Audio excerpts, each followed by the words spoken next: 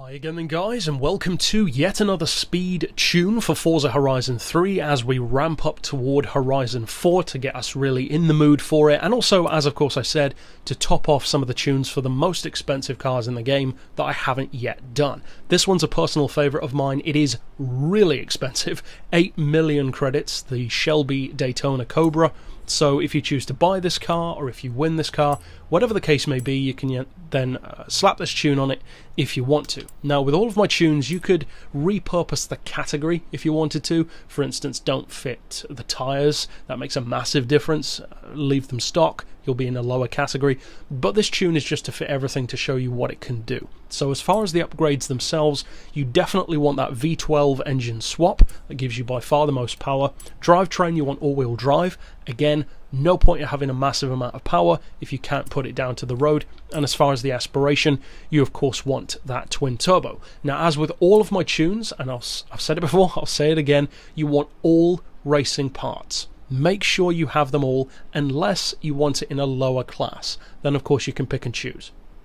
But as far as the aero, don't fit any wings. You do not want any of the aero because that just slows it down. Of course it improves handling, but that's not the point of the tune. It's a speed tune first and foremost. Now, as with my others over the past couple of days, this one is not on my storefront. This is an exclusive to the channel, so you'll need to copy this if you want it to happen. Now, top speed wise, it's not quite as quick as the GT40, but for acceleration this thing is brutal. Close to 1.5 to 60, technically 1.6, but crazy quick. And that 0 to 100 time is bonkers fast. 3.4 is really strong.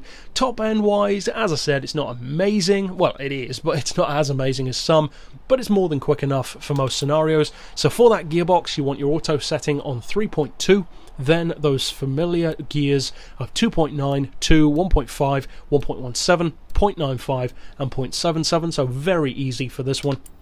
As far as the alignment, you guys know the drill by this point. Neutral camber, neutral toe, 4 degrees of caster for me personally, because I like it to be somewhere between being heavier and looser, especially with a car like this, which is a bit older. As I've always said though, if you want to change it up a bit, you can always come back to this video if you don't like the results and kind of use this as your default. As far as anti-roll, we've got those on 30 and 20 respectively. Springs on 170, 150 with the lowest ride height possible. Dampers on 15, 14, 7 and 6.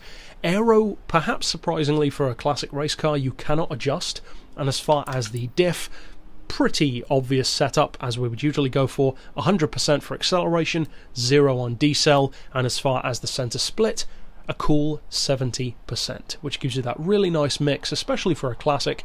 Having that 30% to the front makes a huge difference to the handling, and of course makes a massive difference to the launch off the line as well. Now, speaking of that launch and of that performance, of course what you want to see is how it performs in action.